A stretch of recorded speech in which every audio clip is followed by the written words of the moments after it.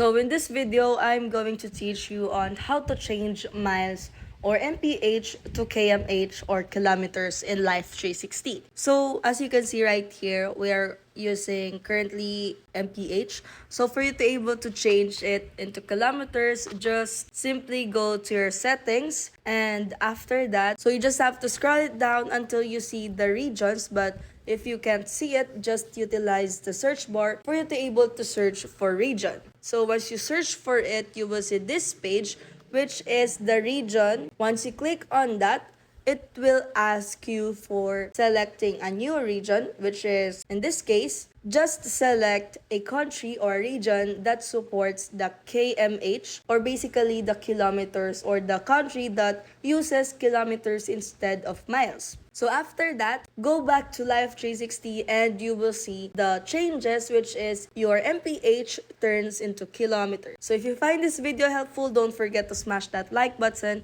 and subscribe so you never miss a new video.